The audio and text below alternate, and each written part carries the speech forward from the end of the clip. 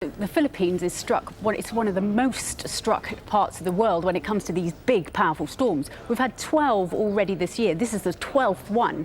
But this is actually the most powerful one that's hit it so far this year. And when it made landfall, it was the equivalent of a Category 4 hurricane. So it really was incredibly intense. So we've had a few of them. Why didn't you tell us about it? I did tell you about it, Stephen, but the thing was we didn't know about it quite so far in advance as we'd like, because it became a tropical storm and then just 12 hours later it developed into a typhoon. Now that's incredibly quick. You'd expect it to take a lot longer. So because it developed so quickly, we didn't have time to warn people quite as much as we'd like to.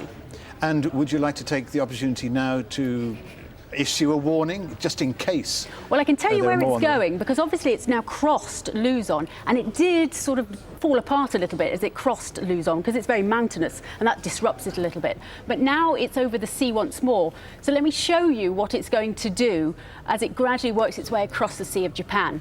Because as it works its way steadily towards the northwest, what we're going to see is that storm edge its way up towards the south coast of China. And as it does so, it's still going to be becoming more and more intense. So gradually, it's going to be the equivalent of a Category 3 by the time it makes landfall on the southern coast of China there. But it actually might do us something of a favour as we head through the next few days, because you'll see the rain there in the southern parts of China, and it gradually pushes its way northwards.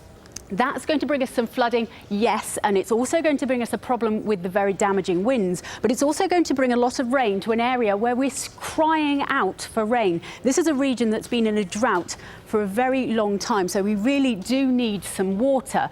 Now, it's a region that often sees a drought at this time of year, but the drought has been over a prolonged period because the rains were early. So that's why we're seeing scenes like this out of the eastern parts of China, and why we're so desperate for the rain here. So certainly we could do with some wet weather there, but head a bit further towards the north, and we've got too much here. Plenty of rain here, all stretching its way towards the east, giving heavy downpours to the northeastern parts of China and the northeastern parts of Russia as well.